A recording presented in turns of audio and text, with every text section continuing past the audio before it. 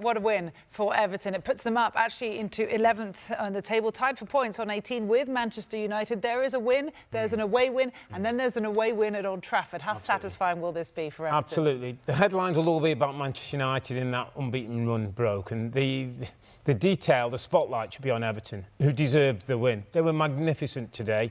Back four were as tight as they want. Goalkeeper was excellent. Remember, they lost Seamus Coleman early in the game. They have a man sent off for an incident we rarely see, but, you know, an incident with a teammate that he gets a red card. So down to 10 men for 77 minutes of that game. And they dug in, the Jack Grealishes of the world, who's a lovely footballer, you know, did his defending, got back when he had to, played for the team. That was a magnificent effort by Everton and David Moyes. And, of course, people are going to talk about Amarin and his anniversary in charge and what Manchester United didn't do. But it's a night for Everton. Only the second Premier League win away from home. 18 points now, the same as Manchester United in the league. They were absolutely immense. And I think you make a really good point there. We talk about the likes of Jack Grealish, you talk about Drewsbury-Hall, you talk about Njai. Jack Grealish probably spent 50 minutes playing in the left-back position. Yeah. I thought they were unbelievable. I thought the team spirit, the collective side.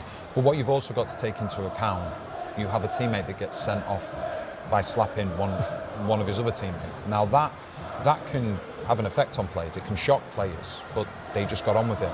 And they were absolutely magnificent. And obviously, you know, a lot of people are going to talk about Manchester United and how poor they were, but I think Everton deserve all the plaudits because they were sensational. Yeah, there was a unity. The team came together, it felt like, after that incident. And in fact, you heard the guys talk about it, Matt and Mark, on the call. Sometimes it's harder to play against 10 men, and that doesn't make any sense, but it's almost the case of what we saw tonight. It didn't, but Manchester United almost played into the hands. They were slow, pedantic, they were predictable in where the attacks were coming from, so Everton got numbers behind.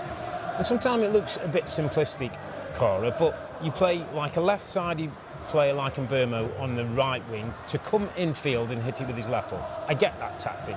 But when Everton are blocking out the middle of the field, how about swapping them so he goes on the outside? So that's where the space is. That's where Everton don't want you to be.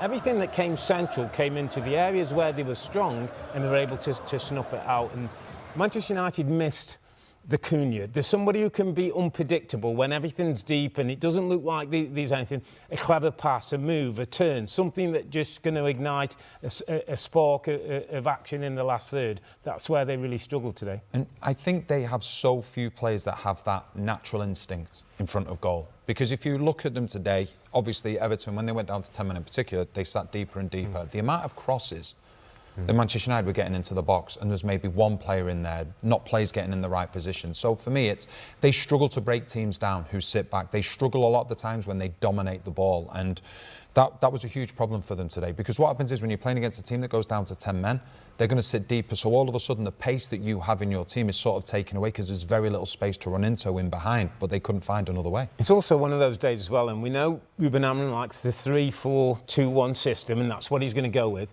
But times they're attacking, and they've got 3 centre-backs just sitting there against Barry. So actually, they're short of numbers in the areas of the pitch where they want to most have an advantage. OK, well, we'll see, of course, what happens next time they go out. But that was the unbeaten run ended for Manchester United, who were on a 5-match unbeaten streak. Hi there, I'm Rebecca Lowe, studio host of NBC's coverage of the Premier League. Don't forget to hit subscribe to watch more videos all season long. And for even more Premier League content, from original series to live matches, head over to Peacock.